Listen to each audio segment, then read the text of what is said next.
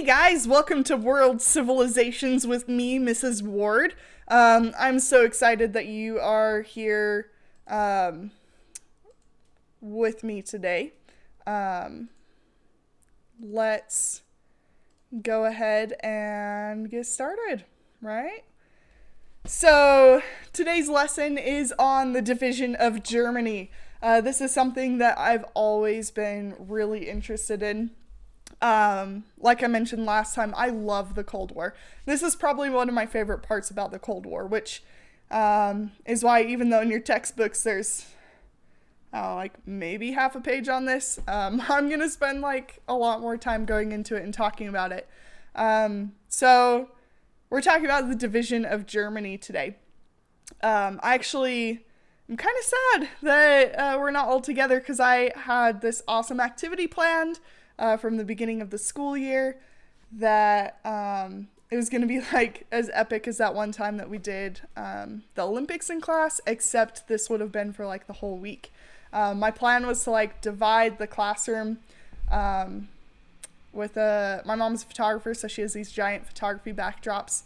I was going to grab one of her old ones she doesn't use anymore, hang it up, and we do, right, the west side would be able to like graffiti it and stuff, and the east side things would be a lot more kind of strict in some ways, right? You have to do a push-up if you get a question wrong, stuff like that. So I'm kind of bummed that we won't be able to do that together, but hopefully this is just as informative and gets the idea across. So, division of Germany. We have a couple essential questions today. Surprise, surprise. The first is, what was the result of increased tensions between the superpowers? Okay, so those are our big countries, right?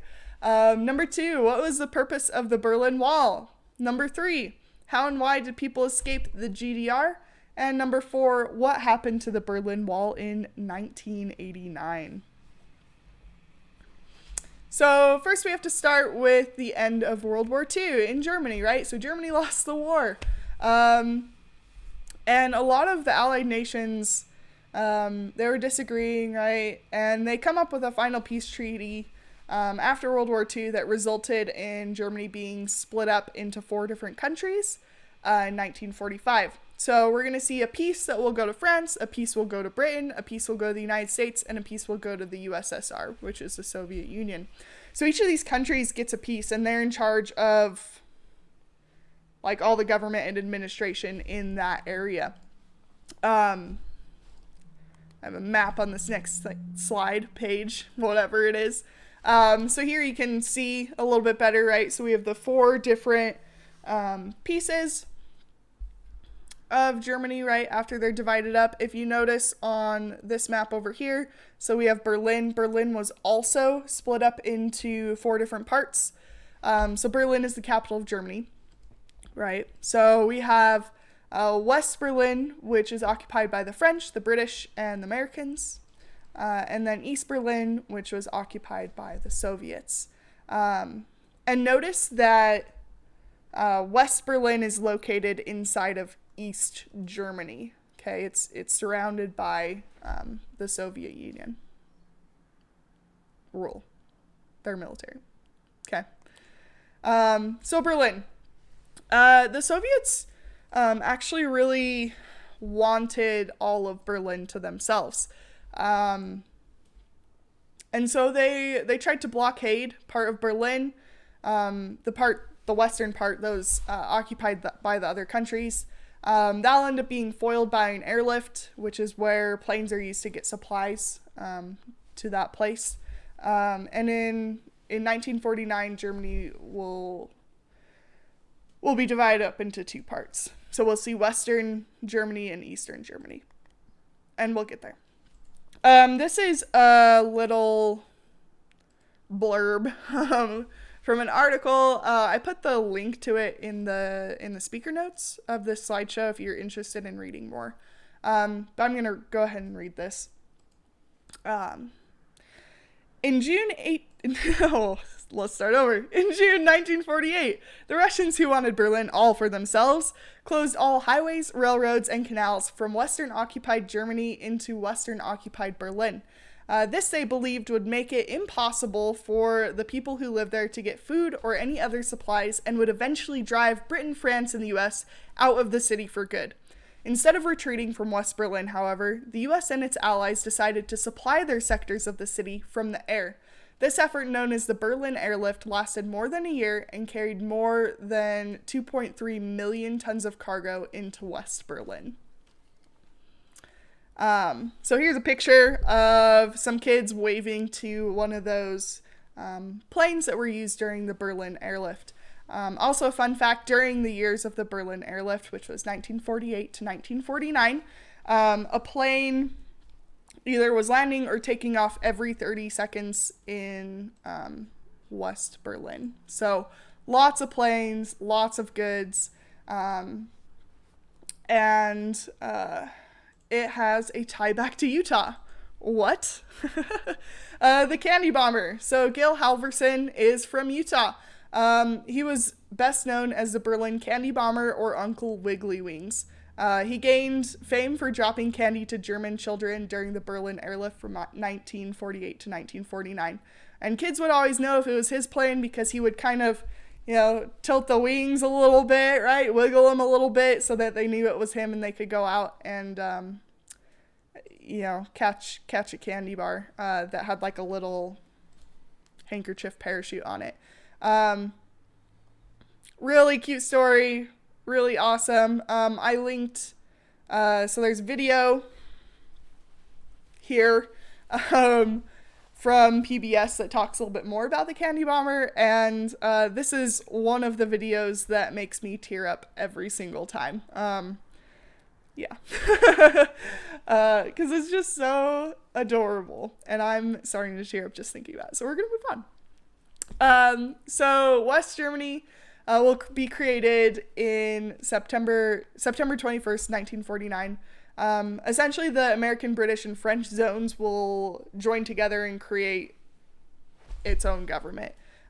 This is also known as the German Federal Republic, or the FRG, right? But it is West Germany, and that's their flag. It probably looks familiar because it's the same one as today. Then we have the GDR, which is the German Democratic Republic. This is East Germany. It was run by the Soviet Union. The Soviets oversaw its creation, and they occupied it. And it was created October 7th, 1949. Right, so here's our essential questions. So go ahead, take a second, make sure you get that in your notes. So what is the result of increased tensions between the superpowers? What do they do, right?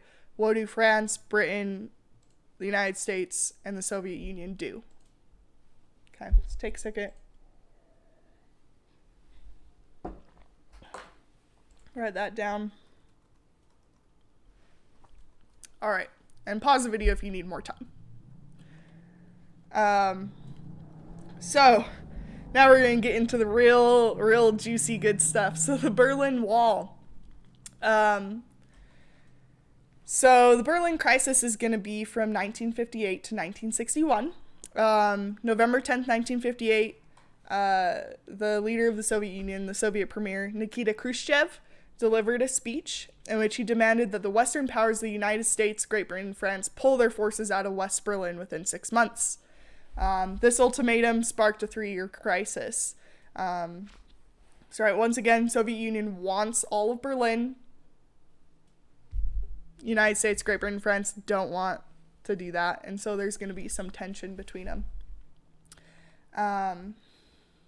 One of the reasons for all this tension was the divided city highlighted the really sharp contrast between communist system and the capitalist system, and the freedom of movement between the sectors resulted in a mass exodus from the eastern side. So as a lot of people are, right, say you live in like East Berlin, you can travel to West Berlin during this time and you see that there are lots more different types of cars for sale and lots of different types of furniture for sale and curtains and all sorts of different types of goods for sale, compared to on the Soviet side, because the government regulated it, there wasn't as much variety. And so we saw a lot of people starting to move from Eastern Germany into both Western Germany and West Berlin. And that's a problem, right? If you're having a lot of people move out of your country, a lot of these people are, college graduates. They're smart people. They're businessmen. And that can be a problem for your economy. And so the Soviet Union didn't want this to continue, right? They wanted to just take control of all of Berlin because then the people wouldn't see like the crazy differences. And so what they do is on August 13th, 1961, they build a wall overnight. A lot of Berliners, people in Berlin, awoke to discover that barbed wire fence had gone up overnight, separating West and East Berlin and preventing movement between the two sides. In a couple days, those barbed wire fences were soon expanded to include cement walls and guard towers. Later, they'll include strips of land with mines in them, multiple walls, lots of barbed wire, right? And all sorts of stuff. But pretty much overnight, families were torn apart. You couldn't cross the wall anymore. You couldn't cross the line anymore, right? And this is like going down streets. It's, cutting across different things. So it's pretty crazy, and it happens overnight, right? And so a lot of people are really shocked by this. Here is a picture of when it was initially put up. So if you notice, it's just a roll of barbed wire, right? And you have people on both sides, and you have these kids, little kids who are friends,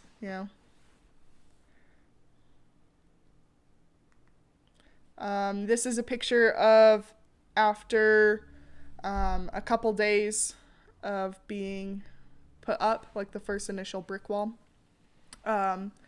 And here's the crazy part too. So this in the background, this is the Brandenburg Gate. And originally the Berlin Wall was supposed to go up to the Brandenburg Gate, and then it would be kind of like a checkpoint. But East Berlin put it on their side of the wall. So right here we have East Berlin versus West Berlin on this side. Right, and you can tell, right, this is going right down this cobblestone road, right, and going around it. So kind of crazy. This one is a woman named Frieda Schultz who's escaping out of a window of her flat, which is an apartment.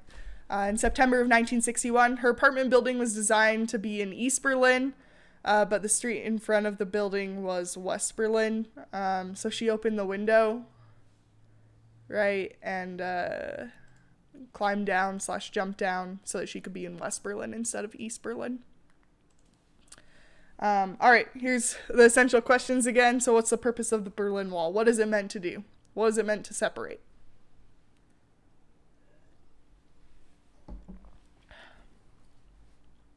Okay. So the Berlin Wall was meant to prevent the West from having further influence on the East. It was meant to stop the flow of migrants out of the communist sector, and ultimately it will become the most iconic image of the Cold War in Europe. When you think of your Cold War in Europe, people think the Berlin Wall, right? It's a symbol as well as, right, a barrier. So I put this in here so if you're clicking through the slides, you can view it, or it's in the additional resources in the page for today. But this goes through and talks about like how they built it and the different years and what it looked like between the different years. And it's a lot more like numbers and statistics, and gives you a lot of interesting information about that.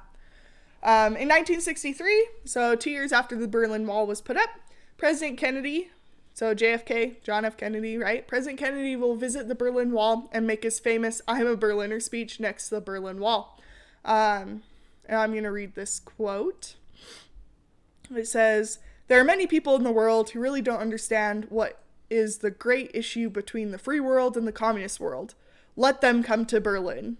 There are some who say in Europe and elsewhere we can work with the communists. Let them come to Berlin. All free men, wherever they may live, are citizens of Berlin, and therefore, as a free man, I take pride in the words, Ich bin ein Berliner, which is, I'm a Berliner.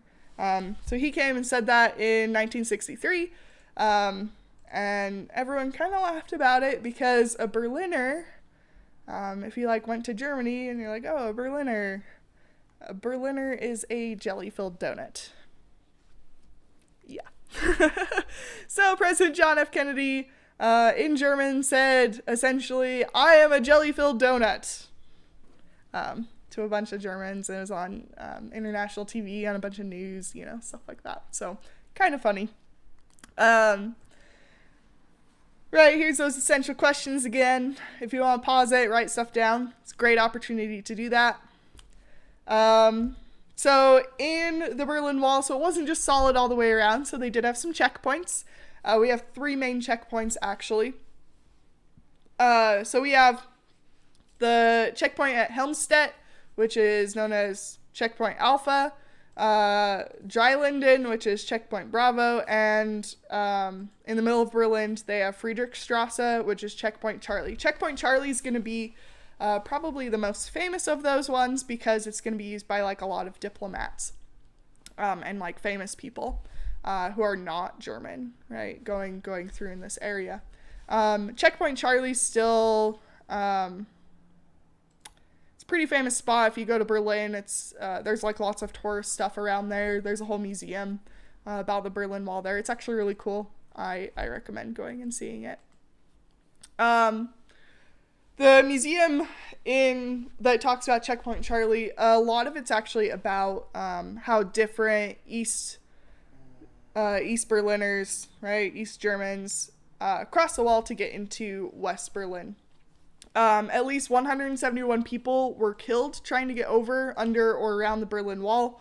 From 1961 until when the wall came down in 1989, more than 5,000 East Germans, including about 600 border guards, managed to cross the border by jumping out of windows, which were adjacent or next to the wall, climbing over the barbed wire when that was an option, flying in hot air balloons, crawling through the sewers, and driving through unfortified parts of the wall at high speeds.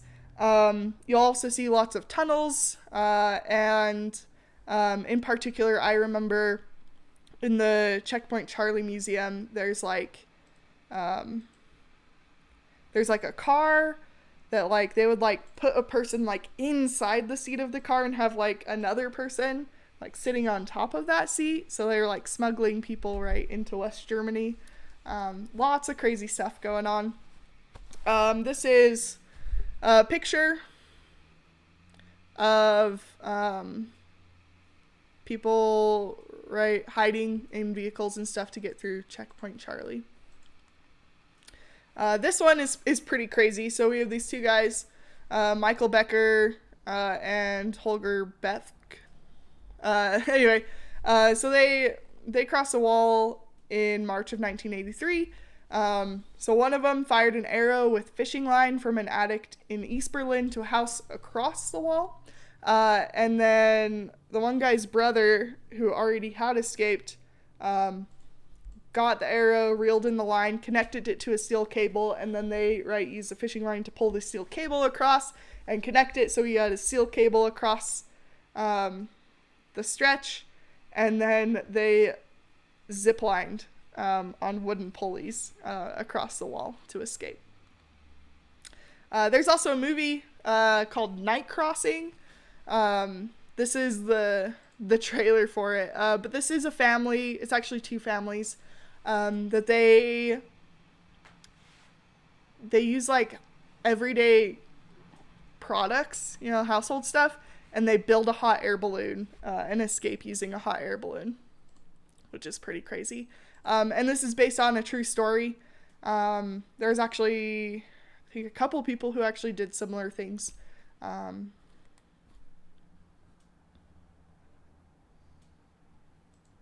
Okay. Probably one of the most famous parts in Berlin with the Berlin Wall is Ronald Reagan's speech. So President Reagan goes and gives a speech in 1987 outside of the Berlin Wall. It's actually right in front of the Brandenburg Gate. And in it, He says, Mr. Gorbachev's the leader of the Soviet Union, right? He says, Mr. Gorbachev, open this gate. Mr. Gorbachev, tear down this wall. And it's like really in like Reagan's top speeches.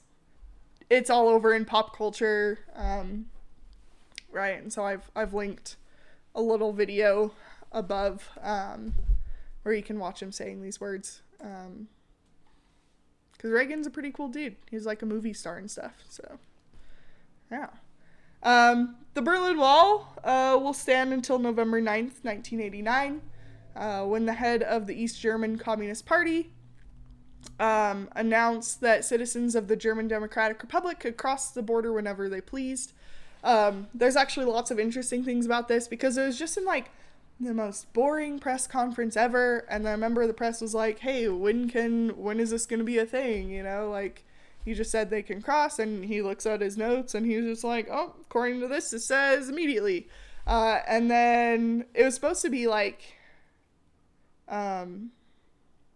now East Germans could use passports and go through the gates and visit, like, West Germany, but instead, everyone, like, freaks out, has a big party, and, like, really happy crowds surround the wall, and they'll, like, jump over the wall and, just, like, go through the gates and stuff, and cross into West Berlin.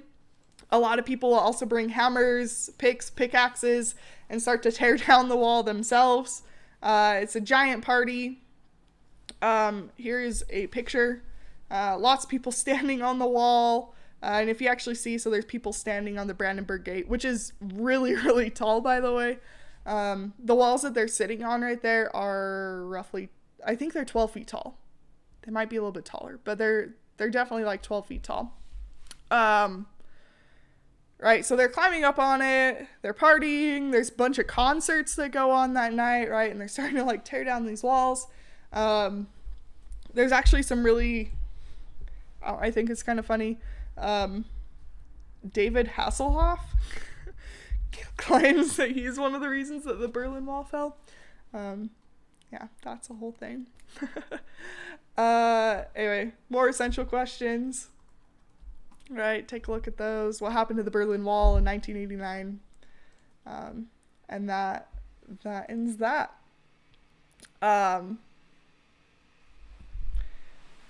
man, I don't know why I think it's so cool, but I really do, guys. I think it's really just kind of crazy.